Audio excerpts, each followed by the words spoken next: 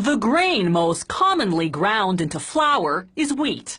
Flour mills use high-protein or hard wheat species to make bread flour, and lower-protein or soft wheat species to produce cake and pastry flour.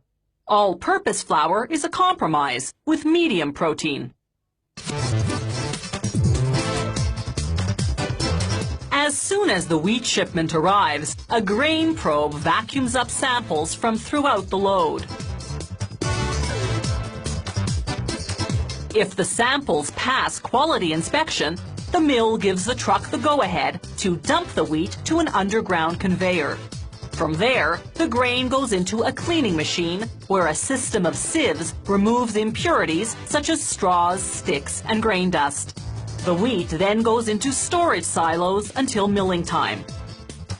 The protein content of wheat varies by species, so the first step is to blend together the right varieties of wheat for the type of flour they'll be making. From the blender, the wheat goes through a second, more intensive cleaning system that removes the tiniest of impurities, such as weed seeds and dust. On the way to the milling machines, a scale tracks production quantities. This mill's vertical production line is 5 stories high. Gravity carries the wheat downward through a succession of milling machines. Each one grinds the grain between steel rollers, then sifts it. Particles too large to pass through a sieve continue downward into the next milling machine, and so on. By the last machine, whatever's still not fully processed gets vacuumed up to the top to begin the cycle again.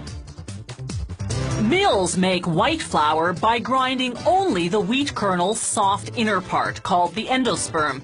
This requires removing the bran, the kernel's hard skin, and the germ, its seed. That separation begins as soon as the wheat kernels enter the very first milling machine. Rollers break off the germ and bran and crush the endosperm into pieces called semolina. Sifting removes the germ and loose bran pieces, but much of the semolina remains covered in bran particles. So between each milling station is a purifier, a machine that uses controlled air currents to float the lighter bran above the heavier semolina, enabling sieves to separate the two components.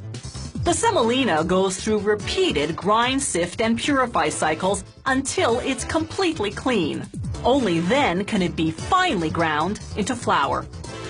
The ground semolina passes through a series of sieves.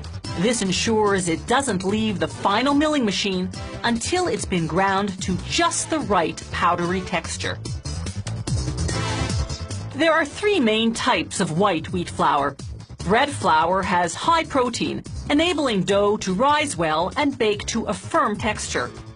Cake flour has low protein, which produces a crumbly texture. All-purpose flour is the compromise. Its medium protein content makes it suitable for baking both bread and cakes. By the end of production, the flour mill has produced 3 distinct products: bran, used for animal feed and baking;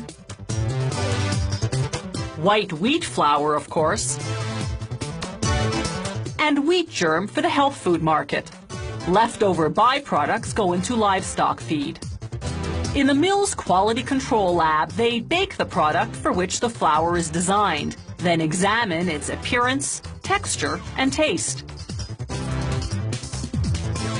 They use specialized equipment to calculate the volume, the density, the protein, and moisture contents. With baked goods destined for retail sale, like these cookies, it's especially important to measure the dimensions. If the dough overexpands, the cookies won't fit in their package. Just prior to packaging, the mill enriches its white flour with vitamins and minerals. This replaces the vitamins and minerals lost when the milling process removed the bran and germ. They shake the bags to settle the flour.